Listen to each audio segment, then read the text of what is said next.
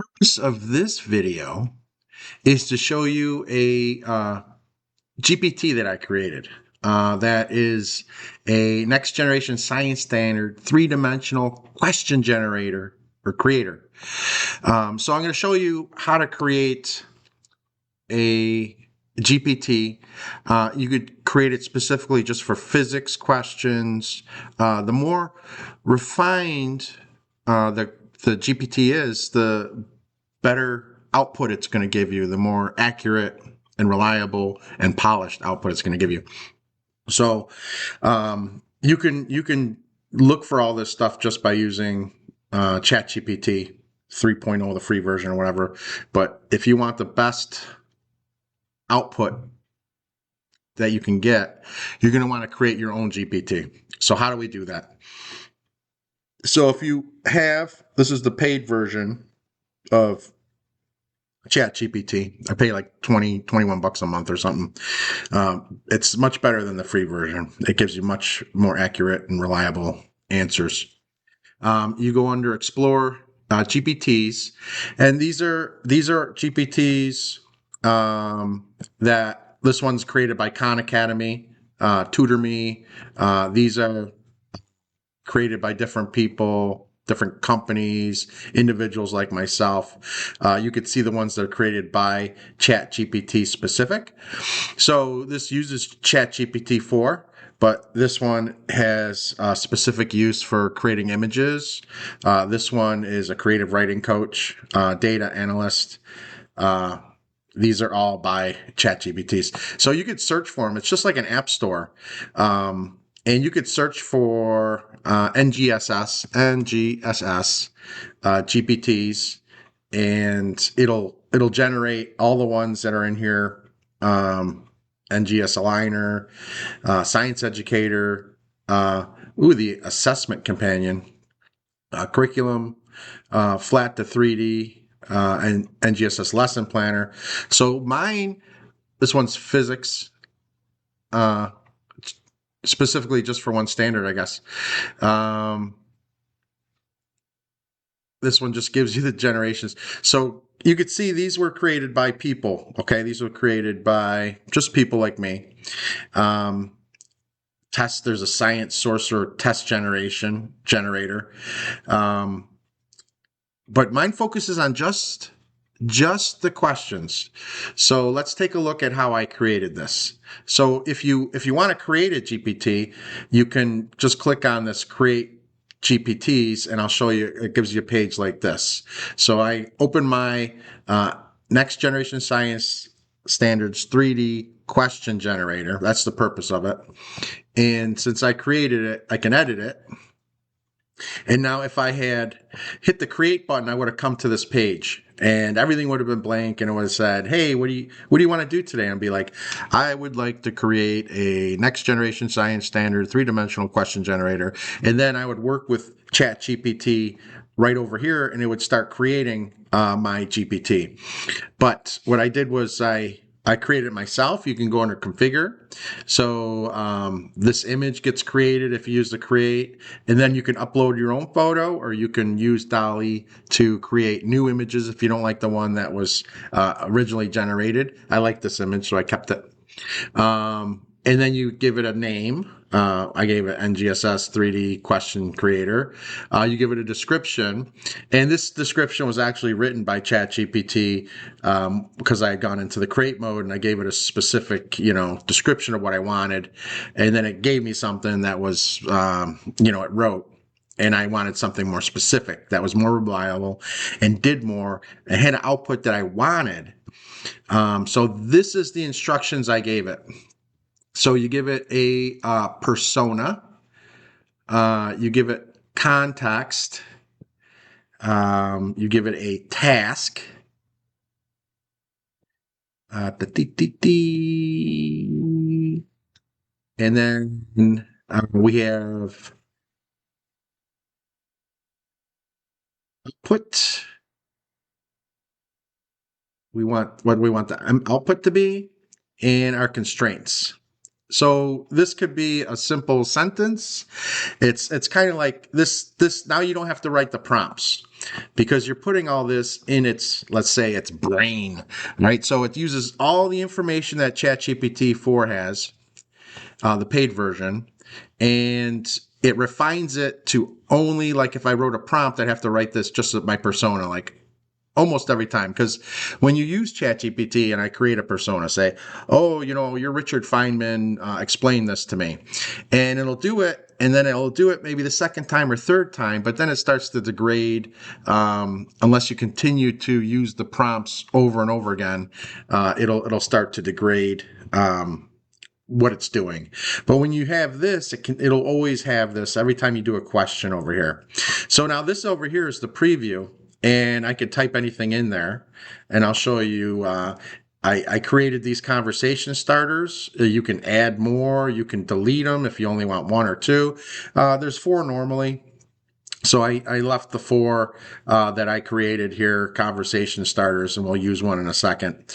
That gives you context of what type of questions you can ask, but you really don't need to be that specific. And then here's all the documents. You could do up to 20 documents. And what I did, and then if you want it to be able to, you can upload this. It'll search the web, which is nice. It could set it up as Canvas, which if you're creating a test, Canvas is really good. We don't need any computer code for this one. If I was doing like a computer science course, I might add computer code interpreters and data analysis in there. And then you could create actions, but I didn't need any actions for this particular code. So let's go ahead and you could see here's the questions. All right. So the second one is help create a test question integrating SCCDs for high school physics. Now I could copy and paste that question here and say chemistry. You could rewrite it. I could put it in there so it says but these are different ways you can ask for the questions.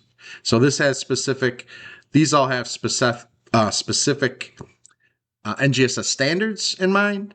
You could put any standard. You could write just a standard in here, and I'll show you that. So let's do this. Let's do the physics one because it doesn't have a specific standard. So it's going to give me like a random one. So we could test it here. Searching the knowledge. And it decided, it gave either one of them. And then it gave suggested, it's selected. So this is an example of what you can ask. It'll say, just give me a standard like this or that. And it picked this one, which wasn't even either one of those standards. And then it gave this is what it's supposed to do. It's supposed to suggest phenomena when you say it. And if you don't like these phenomena, you could always ask for 5 more phenomena or 10 more phenomena. And then it wants to know what type of question you want, if it's multiple choice or whatever. So let's go ahead and say, let's go ahead and say a new one. Let's do this HSPS 3-1. So we'll do, what was this? What was this? I'm sorry. What did it give us? I forgot. Oh, we already gave that. Okay, let's do this. Let's do the other one then, because it gave us all this information. It tells us what the standard is and everything. It gives us phenomena. So let's do the 2. So HS PS2-1. HS. Oh, let's do a middle school actually. MS PS2-1. And I'll put that in there. And now this is what it's gonna do. It's gonna say, okay, well here, let's if you want me to make a question, pick one of these phenomena. I like colliding marbles for this one. I always do, because I was a teacher and I like doing that in the class. So let's do, you just can put a number here. So where was the marbles? 5? I'll do 5. All right. So there I got 5. All right.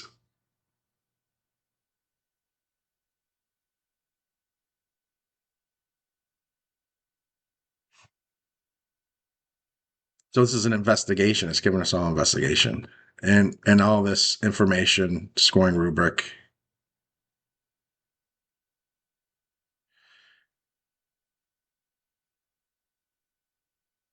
Let's say we want a multiple choice. Let's have this as a multiple choice question. Um, multiple choice.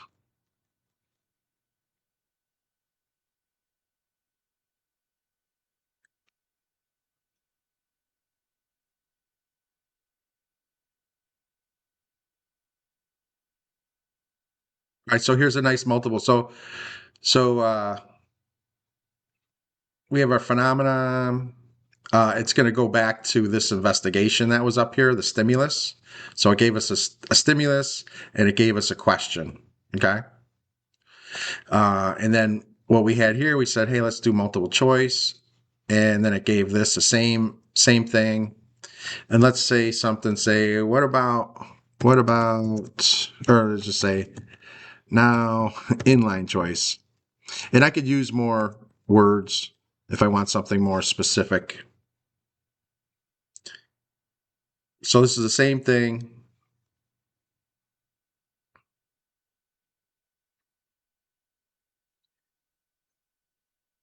And here's your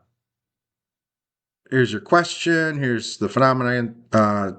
Blah blah blah, and you have to answer these questions here. So you have, and you could refine this if you want. It just gives you ideas for what would be good inline choice questions. And let's see. Let's say what other question types can we create with this? So like, this is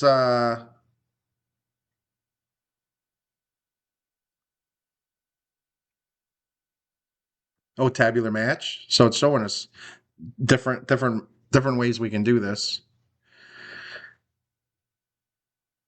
Drag and drops, graph interpreters, multiple choice. So it's given us all these excellent ideas. It's given us a lot.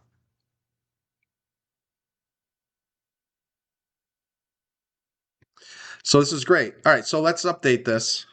So we go back to the regular test generator, the one that if we had this going, it's only if you got this off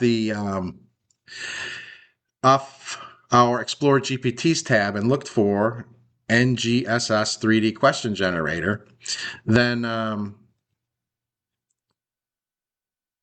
we would you just be able to use this.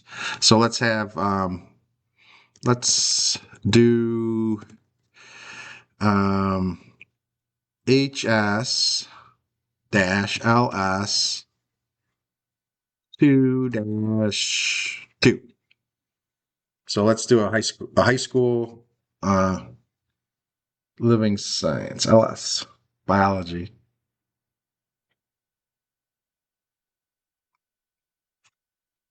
So we select the phenomena and we pick which one we want. Let's do the invasive species. That's always great. I like that one.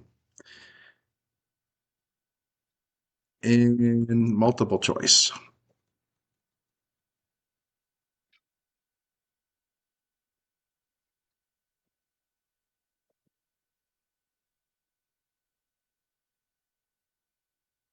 All right, so we got stimulus and we have our question.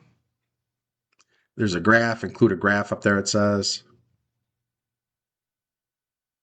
And the alignments to everything that's there. All right. And you could even say, give me the rationales, please.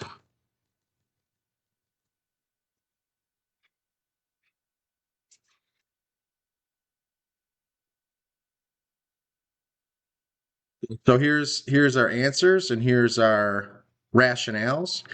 You could use this, verify, read the stimulus, answer the question without knowing the answer. Answer the question without knowing an answer. And then make sure everything's correct. And if you want to know the rationales, ask for the rationales. Oh, it already had the rationales in there. I didn't even see it. So it already had the rationales in there, but I asked for it again. And it'll even show its work. If it does math, it'll show you the math work. So always check the rationales. Do this cold, they say, where you read it and try and answer it by yourself to see if it gave you the right information and the stimulus, what the graph's about, and what the question and answers, if they're all correct, or the one's correct and the other ones are incorrect. And then you can read the rationales to make sure they make sense. There in just seconds, you have a good question that you can copy and paste on a test. And you can have any phenomena you want. You could just ask for a phenomena. You could add your own phenomena in there. And it's aligned to all three dimensions of the next generation science standards. So it explains why it's aligned to the SCP, why it's aligned to the CCC, the science engineering practice, the cross-cutting concept, and the DCI. All right, it gives you all that information. So this is awesome. So go ahead if you want to create your own GPT for your own course to create test questions. You can use this information and you can create your own that way.